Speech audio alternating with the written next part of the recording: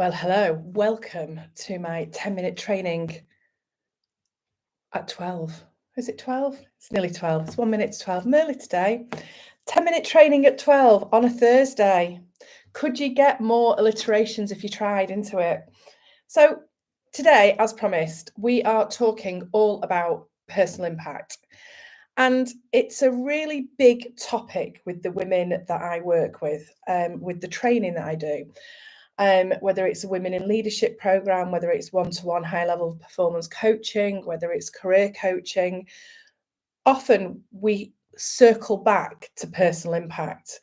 And it doesn't matter whether someone comes to me to talk about, I want to get this job, or I want to move my business forward, or I want to work with the culture of a team. I want to look at how people are collaborating and communicating. I want to look at communication.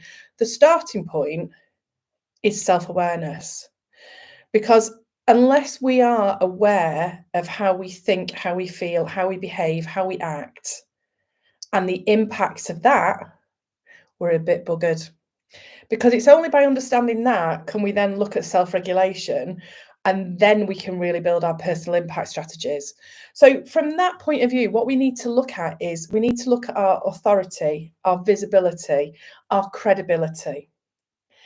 And often in midlife, actually with women in business, what happens is we worry about our visibility. We worry about how relevant we are. We worry about how we're walking in the room. We worry about whether we should be suited and booted, and whether we should have this persona that meets our preconceived ideas of what a successful woman looks like. And then that can send us down all sorts of rabbit holes, because what we're doing then is we're going immediately into comparison. We're going immediately into looking at what other people are doing and looking at how other people are manifesting their success. And actually, the key is we need to own our own story. We need to look at our own personal impact, and we need to look at how we move ourselves forward, what our personal impact strategies are, what our visibility strategies are, what our impact strategies are, what our credibility strategies are, what our stories are. And it comes down to a story. And what happens with my coaching, what happens with the one-to-one coaching, what happens with the group coaching, what happens with the training programs that people come on, is we start with self-awareness. We start with that personal impact piece, because it is really powerful. Because once you nail your personal impact strategy, then you've got something to hang your hat on as you move through every single situation you face.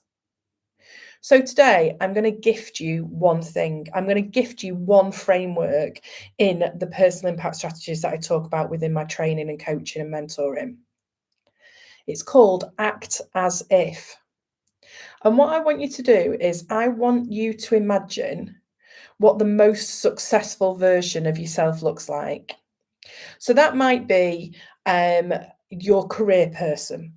You know, if you're running and owning your own business, what do you look like? How do you act? How do you behave if you are the most successful version of you right now?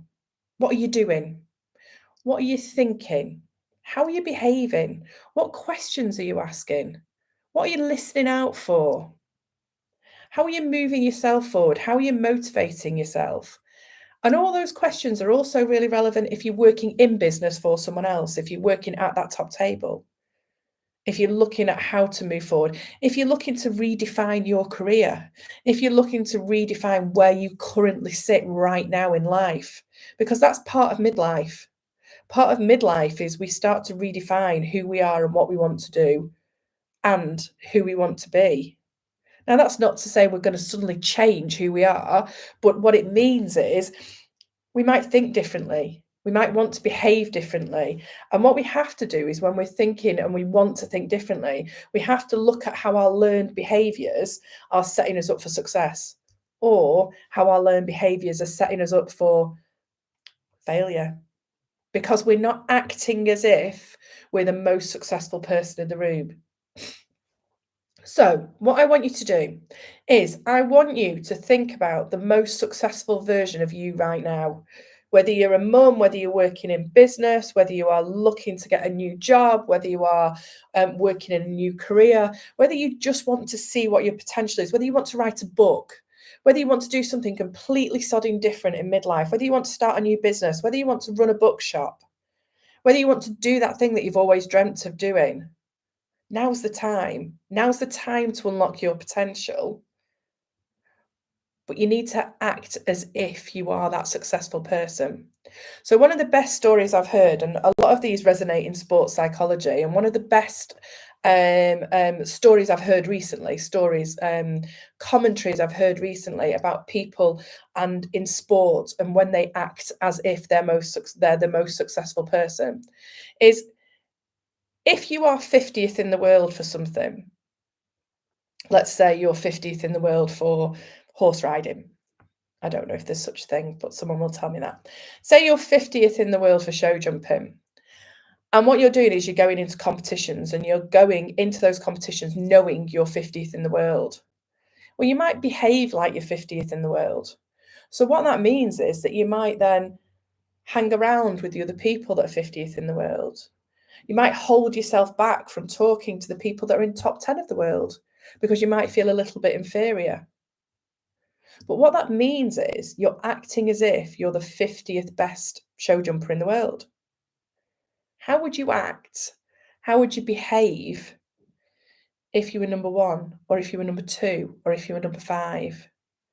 Would you behave differently? Would you think differently? Would you do differently? Would you walk into a room differently? Would you carry yourself differently? Would you have different conversations?